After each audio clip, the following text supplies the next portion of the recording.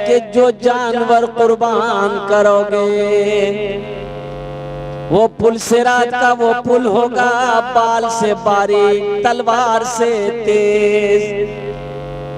अब वो पुल पार करना है तो बाज लोगों की जो कुर्बानी करेगा वो जो जानवर होगा वो जानवर वो उस पुल सिरात के पुल में वो सवारी का काम आएगा।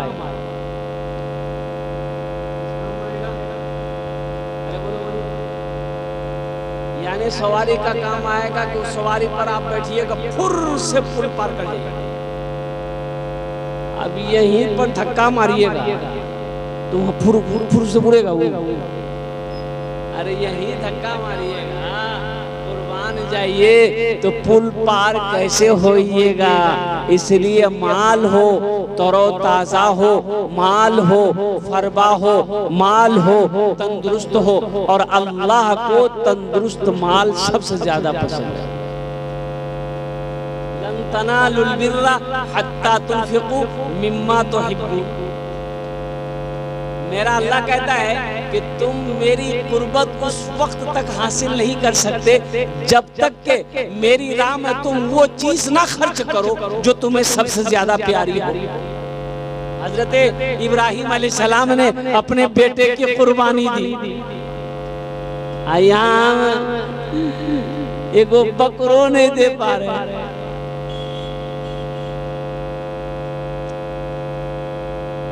अच्छा देखिए बकरा बकरी कम से कम 1 साल का हो।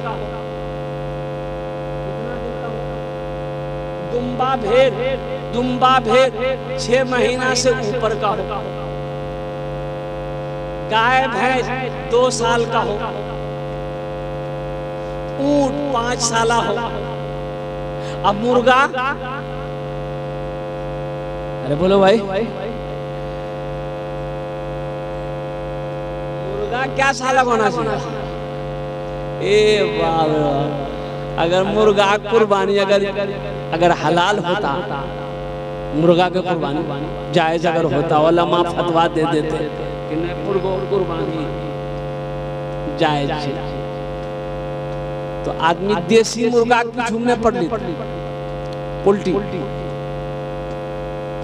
ले, पोल्ट्री की दे, पोल्ट्री निकाला चाकू, पलटा मुर्गी, पलटा जबा कीजिए और क्या कहते हैं कि कुर्बानी हो गई। इसलिए मेरे दोस्तों, मेरे बुजुर्गों, मेरे नौजवानों, तो ये पैगाम कुर्बानी के हवाले से जो था मैंने आप तक पहुंचा दिया। अब आइए कि अपना ईमान को मजबूत कीजिए, बुग़्ज़ हसद को अपने दिलों से निकालिए, अपने दिलों से कीना को निकालिए, अपने दिलों से नफरत को निकालिए, अपने दिलों के अंदर में मोहब्बत को बसाइए, अपने भाई से मोहब्बत करो। अल्लाह के रसूल ने इरशाद फरमाया वो मोमिन नहीं, वो मोमिन नहीं, वो मोमिन नहीं। तो सहाबा ने पूछा या रसूल अल्लाह कौन मोमिन नहीं है? तो आमिना के लाल ने इरशाद फरमाया वो मोमिन नहीं है जो खुद भर पेट खाता हो, उसका पड़ोसी भूखा सोता हो, उसका पड़ोसी भूखा रहता हो, वो मोमिन। बोलो भाई वो मोमिन, अरे बोलो भाई वो मोमिन। पता चला वो मुसलमान नहीं है, वो मुसलमान नहीं है, वो मोमिन नहीं है जो खुद पेट भर कर खाता हो, उसका पड़ोसी भूखा सोता हो। अल्लाह अकबर कबीरा। आज हमारा ईमान कितना कमजोर हो चुका है, आज हम कितना कमजोर हो चुके हैं कि मेरे घर के बगल में मेरा गरीब भाई का झोपड़ी है, हमें पता ही नहीं है कि उसके झोपड़ी में खाना बना है कि नहीं बना है। उस घर के अंदर में पर्दा नशी हमारी बेटी है, पता नहीं उसके जिस्म के अंदर में कपड़ा है कि नहीं है, पता नहीं उसके सर पे दुपट्टा है कि नहीं है, हमें फिक्र ही नहीं है, हमें फिक्र भी नहीं। इसकी फिक्र करना बहुत जरूरी है मेरे भाइयों, मेरे दोस्तों, मेरे बुजुर्गों।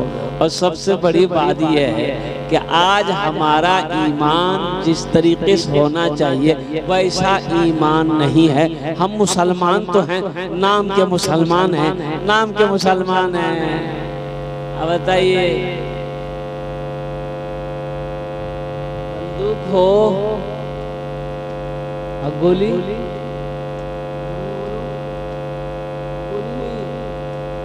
बंदूक है गोली, बंदूक कम करेगा। अरे बंदूक है गोली है या नहीं है, बंदूक कम करेगा। मुसलमान हो ईमान ना हो, मुसलमान हो ईमान ना हो, कुर्बान जाइए, वो काम करेगा नहीं करेगा। इसलिए मुसलमानों ईमान को मजबूत करो। एक मुसलमान घर लुटता हुआ बर्दाश्त कर सकता है, एक मुसलमान माल लुटता हुआ बर्दाश्त कर सकता है, लेकिन एक मुसलमान अपनी जान तो दे सकता है, ईमान नहीं दे सकता। हमारा ईमान कितना कमजोर हो चुका है। अल्लाह अकबर कबीरा। पर्दा किसे कहते हैं? आज आज देखिए ना क्या आलम हो रहा है। चाय की दुकानों पर बैठिए, पता चलेगा कि हो देखो फटकनों की बेटी फुट की भाग ले, भाग ले के भाग लियो, बोले तुरवाक से भाग ली।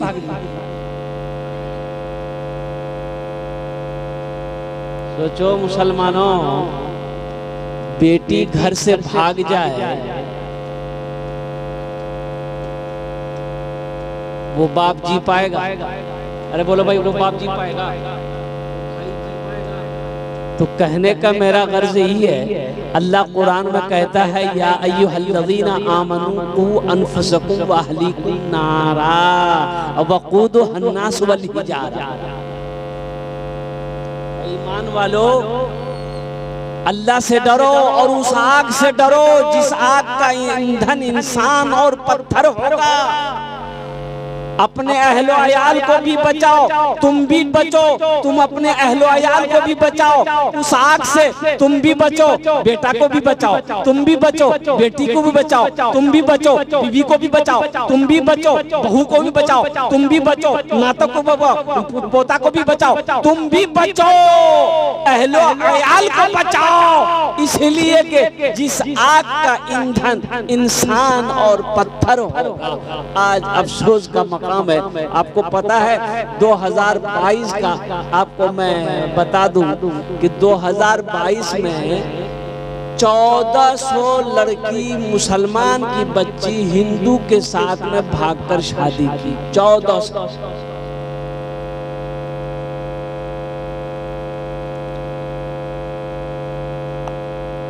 1400 बच्चियां मुर्तद हो गई,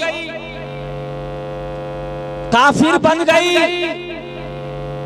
और कुर्बान जाओ, क्या कभी हमने देखा कि मेरी बेटी किस हालत में रह रही घर के अंदर में? मेरी बेटी के अंदर में पर्दगी है कि नहीं है? मेरी बेटी के अंदर में सौमो सलात का पाबंद है नहीं है कि नहीं है? लेकिन मेरे भाई, सिर्फ आप बेटी ही को दोष देंगे तो नहीं होगा। मैं तो कहता हूँ कि देखा कि बूढ़ा आदमी बूढ़ा हो गया, जवान बेटी सर पे है, तो बड़ा फिक्रमंद रहने लगा। मजदूर आदमी था, वो बाजार जाता था, मजदूरी करके कुछ पैसा लाता था, चूल्हा जलता था। लोग आते थे बाजार में, मजदूर को खरीदते थे, मजदूर लेकर के अपने अपने घर में जाते थे। उसको मंडी कहते। आज भी दिल्ली जाइए, बड़े बड़े शहरों में मंडी में लोग जाते हैं, जहां मजदूर मिस्त्री लोग खड़े रहते हैं और मकान वाले जरूरतमंद लोग आते हैं, मजदूर को मजदूरी करके वो अपने घर लेकर जाते हैं, उजरत पर उससे मजदूरी रखते हैं। शाम तक काम किया, पैसा दिया, फिर अपना डेरा चला गया। ये बूढ़े मियाँ जब ज्यादा बूढ़े हो गए तो अब मंडी पर जाके खड़े होते थे, कोई पूछता ही नहीं। बूढ़ा ये कौन काम करेगा? खांसते खांसते आधा घंटा निकाल दे।